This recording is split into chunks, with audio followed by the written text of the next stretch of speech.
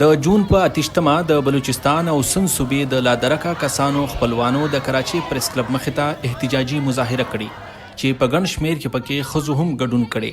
یا دا مظاهره په ځانګړې توګه د بېدرکه ډاکټر دین محمد بلوچ لور سمی دین بلوچ راجوړه کړې وه. میرے والد آج سے 12 سال پہلے زما پلار ډاکټر دین محمد بلوچ له نن څخه پوره 12 کاله وړاندې د ډیوټۍ دوران له خوستاره بېدرکه کړی شو.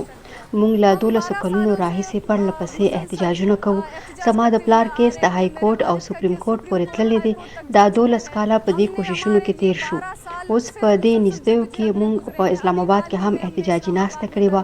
ما د وزیر اعظم عمران خان سره هم ولیدل. هغه ما سره ژمنه کړې وه چې زما د پلار د بازیابۍ لپاره به کردار لوبوي. उनकी बाजियाबी के लिए किरदार अदा करेंगे. مظاهرچیانو د حکومت غوښتنه کړې چې بېدرکه کسان دې عدالتونو ته وړاندې کړل شي.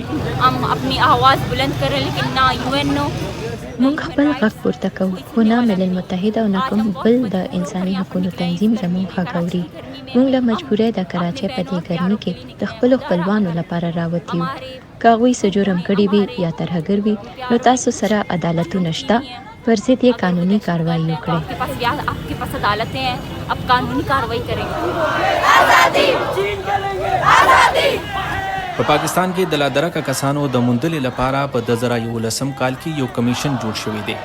یاد کمیشن د 2021 کال په جنوري کې په خپل یو ریپورت کې ویلي چې تر دغه وخته 6,944 لادرکه شوي کسانو مقدمې عدالتونو ته وړاندې کړل شوي دي چې پکې 4,802 هواري کړل شوي دي. بلخوا وفاقي حکومت څو ورځې وړاندې د خلکو د بېدرکۍ د مخنیوي لپاره په قومي اسمبلۍ کې یو بل هم وړاندې کړی دی.